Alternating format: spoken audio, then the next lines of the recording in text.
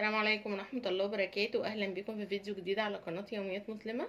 النهاردة بقى ان شاء الله يعني فيديو مشتريات مشتريات الشهر وخزين البيت وكده، بس هي بالاخص بصراحة حاجات يعني عشان اللانش بوكس وعشان الفطار السريع يعني. ف وحاجات برضو اسعارها بصراحة حلوة جدا جدا. فنبتدي كده. اول حاجة اللي رايحين عشانها اصلا، اللي مش بجيبها كتير بصراحه بيني وبينكم، بس يعني على دخلة المدارس كده بتبقى مهمه تكون موجوده عندي، اللي هي النوتيلا بتاعه روز جاردن. دي سعرها 145، وهي طعمها حلو جدا وريحتها كمان كده تحسوها قريبه طبعا من البراندات التانية اللي بقت مقاطعه. ف فجميله. والحجم ده 145. كان في نوع تاني 115 بس كنت اول مره اسمع عنه، فقلت خليني دي عشان جربتها قبل كده وعجبتنا. وجبت برضو حلاوه. بصوا يعني الحاجات دي بتبقى تفاريح كده مع السندوتشات، بس لازم تكون موجوده، اللي هي عشان بهجت بس اول السنه الدراسيه. ف فالحلاوه دي اللي هي ماركه حلواني دي، كان سعرها 39 جنيه. برضو من الماركات الحلوه، والحلاوه بتاعتها بحب طعمها بصراحه. وبعدين الجبن بقى هناك في ثلاجة الجبن في فتح الله حلوة جدا، في جملة ماركت قصدي. الحاجات دي كلها من جملة ماركت اللي في شارع الهرم، اللي هو عند سهل حمزة. تمام كده، فرع سهل حمزة. تمام. الجبنة، في جبنة اللي هي كيري دي. الجبنة الكيري دي سعرها كام؟ دي كانت جبنة بالكريمة والقشطة. دي كان هي الكيلو منها 70 تقريبا، والكمية دي كانت ب19.5. خلاص كده الطبق ده ب19.5.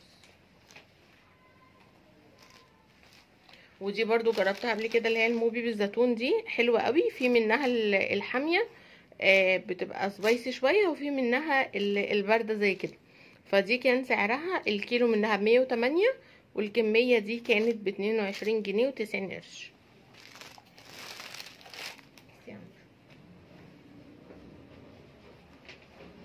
وبعدين جبت برضو اللانشون اللحيمي، يعني من افضل الانواع بصراحة اللي بحبها هناك. كان الكيلو منه ب215، والكمية دي كانت عاملة 46 جنيه. بصراحة يعني بحب طعمه قوي قوي.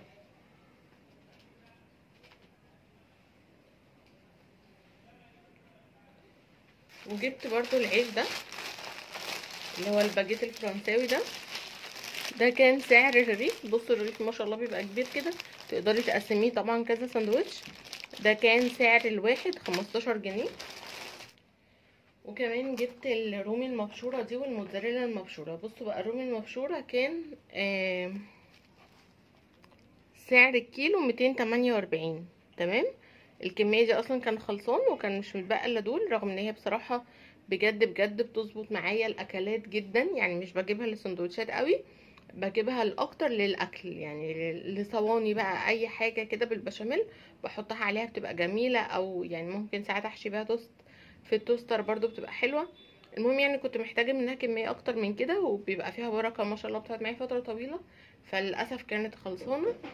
الطبق اللي هي يعني بتديني منه ده كان خلصان، وكمان قعدت وقفت شويه قلت لها اسالي لي جوه يمكن في تاني، قالت لي لا. فجبت دول بس. للاسف دي كان سعرهم 19 جنيه ونص الكميه دي، لكن الكيلو 248.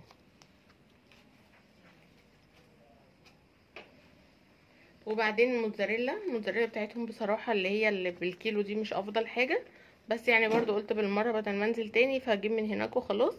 فجبت الكيلو كان ب135، والكميه دي كانت الطبق ده كده عامل 33. تمام.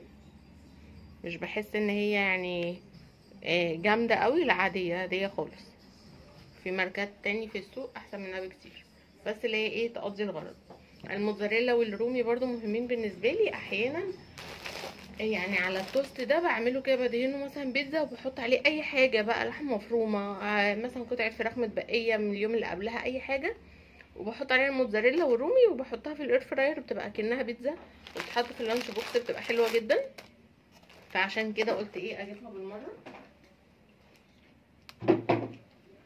التوست الابيض ده كان سعره، ده مش ماركة معينة، ده تبع جملة ماركت نفسه. تمام. ده كان سعره المفروض ان هو بالكيلو، بس الكيلو 55، لكن الكيس ده هو متغلف كده جاهز ب39 جنيه 88 قرش.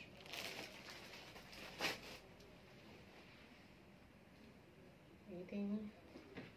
برضو كورن فليكس،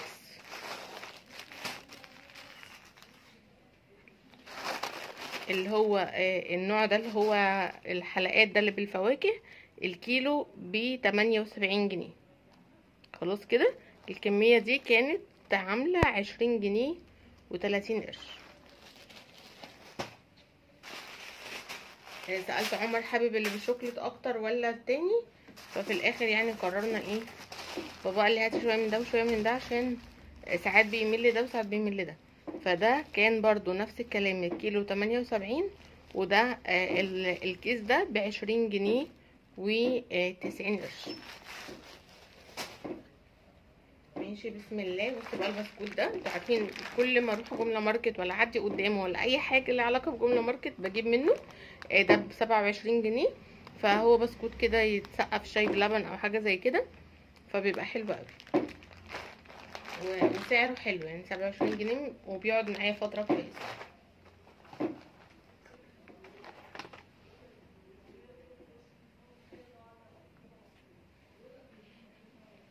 وبعدين بقى جبت ده، كنت جبته مره قبل كده، اللي هو ميجا شمعدان ده. بصراحه بيبقى حلو قوي لو انا مش عايزه احط سكريات كتير مع اللانش بوكس، وعايزه احط له حاجه حلوه، فبحط له منه يعني. بيبقى كميته صغيره. هو الكيس بيبقى فيه وحدتين. تمام. هو المفروض ان الاتنين قطعه كانوا كاتبين ب30، فانا فاكره ان هو العلبتين ب30، بس اتضح ان لا، العلبه الواحده ب30، لكن الكيس بيبقى جواه قطعتين. استنوا بقى اشوف فيه كام عبوه. فيه 6 اهو زي ما انتم شايفين كده، ده وده.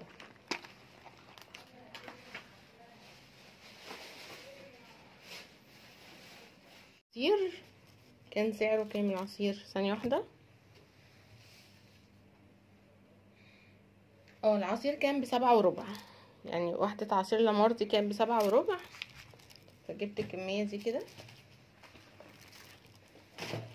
والشيبسي بقى مرضتش اكتر منه، بس يعني لفت نظري كده ان الواحد كان ب5 جنيه، فجبنا الاتنين دول. وجبت بعد كده، عايزة اكمل بس حاجة الفطار الاول. برضو اللبن انا بحب يعني العمر اللبن اللي هو بتاع جهينة، اللي هو الازازة الصغيرة، يعني بحبها اكتر بكتير، بتريحني اكتر قوي. لكن ده بجيبه للاكل، فده كان الواحد ب14.25.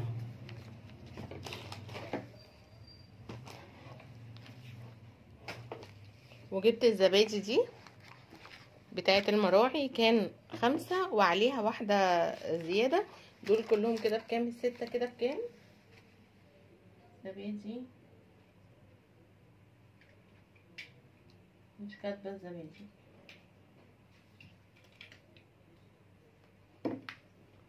عمر ممكن تجيب لي ريسيت من جوه. دول كانوا ب49، ال6 قطع دول كانوا ب49 جنيه.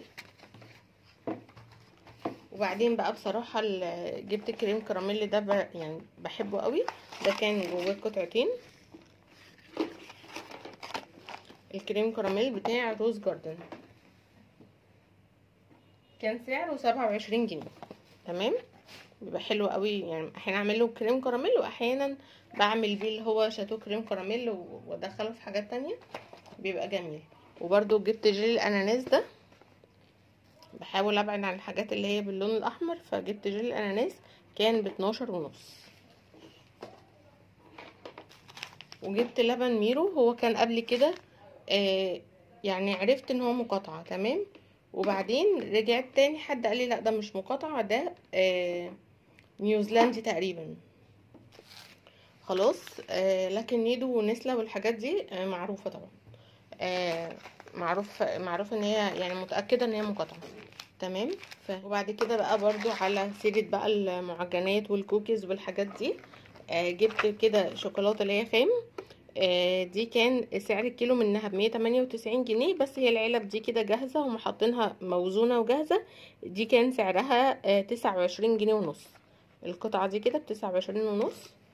وبعدين الشوكولات شيبس برضو بحتاجه جدا، من اكتر الحاجات اللي بحتاجه، يعني اكتر من الفارماسي واكتر من الحاجات دي. فده كان الكيلو منها من الشوكولات شيبس دي 190، والكمية دي كده كانت ب34 جنيه 96 قرش. وبعدين بقى الصوصات دي برضو بحتاجها قوي للكريب، اسمها ايه دي، البانكيك والحاجات دي. بتبقى حلوة بصراحة لتزيين الحاجات اللي زي كده، برضو بيبقى طعمها حلو. الشوكليت كانت اغلى من الباقيين، يعني التوت والفراولة كان الواحد فيهم، واللي بالتوت دي تحفة تحفة تحفة، بيبقى طعمها حلو قوي. كان الواحد فيهم ب4 جنيه 75 قرش اللي هما دول، لكن ده كان ب6 وربع الشوكليت. انا بحب الاكياس اكتر من الازايز بكتير، عشان الازايز بحس ان الصوصات بتنشف جوه. وبعدين بقى الحاجات دي برضو جبت بقى بيكنج باودر وخميرة وفانيليا. لقيت بقى الفانيليا اللي هي بالبرتقال دي، جبت منها واحدة اجربها. يعني الفانيليا العادية، هي فين اللي بالبرتقال؟ ايه ده، مجبتهاش ولا ايه؟ انا مسكتها وحطيتها مش لاقيها دلوقتي. ايه ده، تصدقني اتلخبطت وافتكرت، بس هو لا، هو حاسبها في الريسيت في واحدة بالبرتقال، مش عارفة، يمكن انتهت مني في وسط الحاجات. لو لقيتها هوريها لكم. اتحمست يعني للفكرة نفسها. بس عموما ان الفانيليا العادية كانت بكام، ب5 جنيه، والفانيليا برتقال كانت ب5 جنيه 75 قرش. تمام. فلو شفتها هوريكم بيبقى شكلها جوه عامل ازاي، عشان قلت اجربها يعني في كيكه واشوف فعلا هتدي نكهه برتقال في الكيكه ولا لا، قبل ما البرتقال يطلع بقى ان شاء الله. وبعدين جبت بيكنج باودر، كان الواحد ب3 وربع. الكيس البيكنج باودر كان ب3 وربع. والخميره، الخميره بتاع دريم دي حلوه جدا جدا بصراحه، بحبها قوي، ب4 جنيه 75 قرش. وخصوصا انا مش بعمل معجنات كتير، فكان الاول بتريحني واحده كده نوع تركي يعني. هات المكرونه التانية. تسلم. بصوا بقى، جبت مكرونه روز جاردن، كان بكام بقى، كان ب9 جنيه 75 قرش. وانا جربت روز جاردن قبل كده كانت حلوه. وجبت بعد كده مكرونه الضحى عشان هعملها النهارده مع الناجتس ده كحاجه سريعه يعني في يوم كده يعني، قلت ابقى اجربها، لو حلوه بقى اجيبها بقى الايام السريعه اللي زي كده. دي بالفريدو صوص، ماركة الضحى، كان سعرها 21 جنيه، بس حاسه ان هي ايه، كميتها صغيره قوي. تمام كده.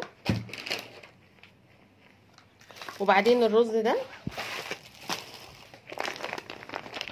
رز البدر ده برضو جربته قبل كده كان كويس.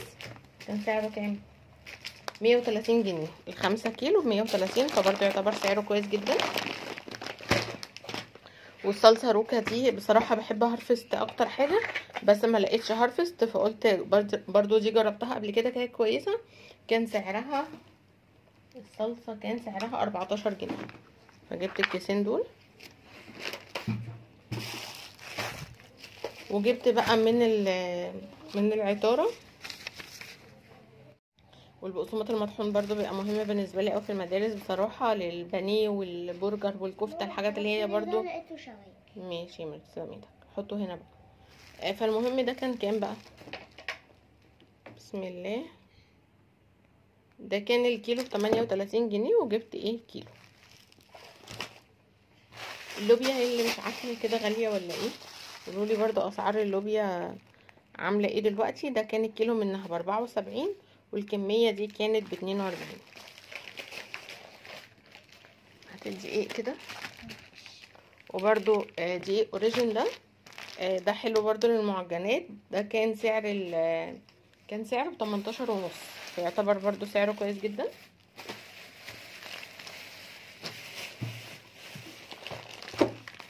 والسكر والزيت برضو يعني زودت بيهم على اللي عندي، لان ايه، الحاجات دي لما بتبقاش موجوده في البيت الواحد بيحتاج بصراحه.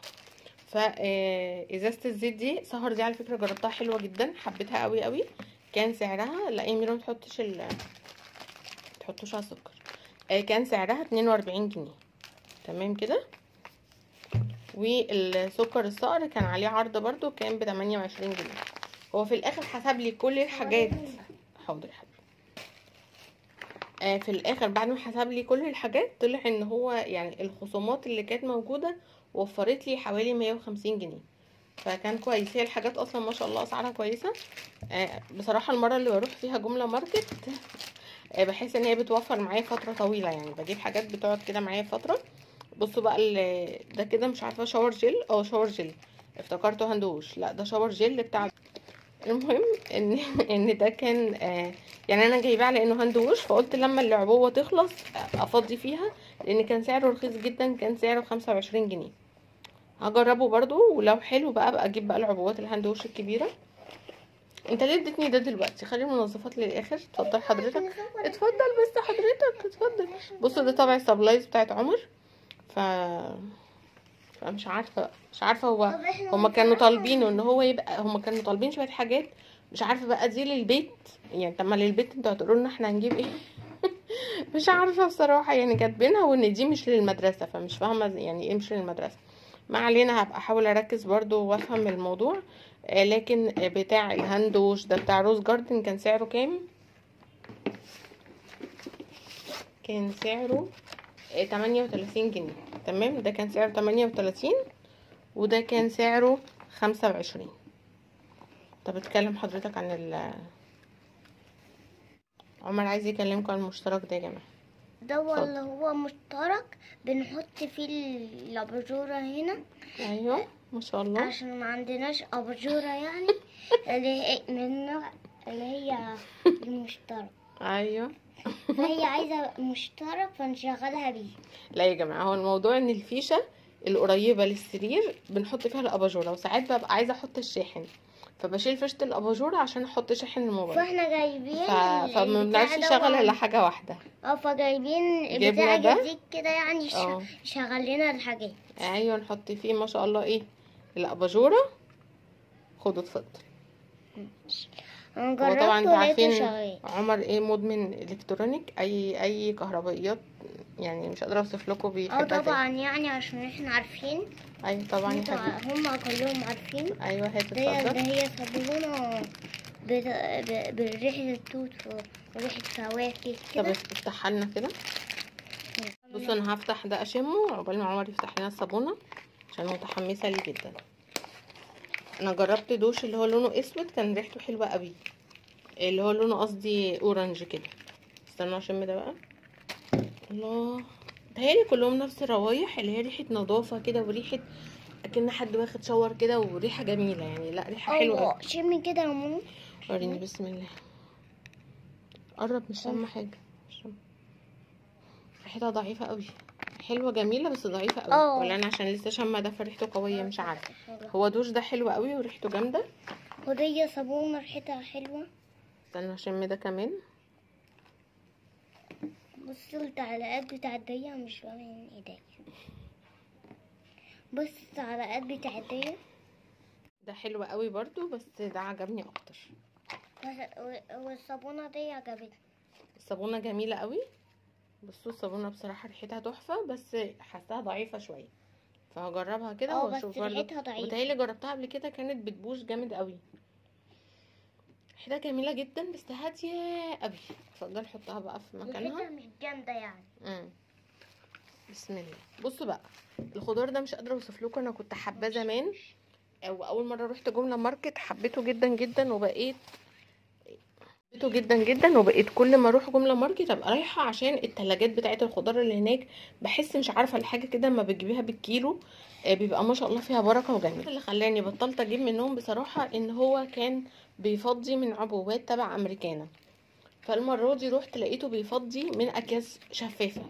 فقلت له هي دي برضو. وبصراحه هما بيردوا بصراحه يعني. المره فاتت يعني بعدها لما رحنا مره تانية ما كانوش بيفضوا من اكياس معينه ولا حاجه، وسالناهم دي ماركه ايه عشان احنا عاملين مقاطعه. قالوا لنا لا بصراحه هي ماركه امريكانا. المره دي بقى شفته سبحان الله، يعني رايحه اجيب طماطم وحاجات من جنب التلاجات، فلقيته بيفضي من اكياس شفافه. فقلت له هو انتوا يعني ايه الماركه اللي انت بتفضي منها؟ قال لي لا دي هي مش عارفه ماركه بيوت. فمش عارفه قصده هل ناس عاملينها في البيوت ولا هي ماركه اسمها بيوت، الله اعلم. بس انا شفته عمال بيفضي، كانت ال الاطباق فاضيه. وايه، اقعد كده يا ميرا هتقع، اقعد كده. فكان ايه بيفضي من اكياس شفافه، وقال لي لا دي مش ماركه امريكانا ولا حاجه. فقلت اشهد ان لا اله الا الله واشهد ان رسول الله. ورحت ايه جبت، لاني كنت محتاجه بسله بالجزر جدا، وكنت لسه بقى هدور بقى على جيفريكس وبسمه والحاجات دي، رغم ان دول ايه بيبقى بالنسبه لي بركه اكتر بكتير قوي. تمام. الكيلو منها بكام؟ ب 66 جنيه، والكميه دي كانت عامله 69. تمام. والناجتس ده كان الكيلو الستريبسا يا ابسا يا ابسا يا ابسا. الكيلو كان ب159، والكمية دي كانت عاملة 80 جنيه. قلت نعمله النهاردة سريعا كده.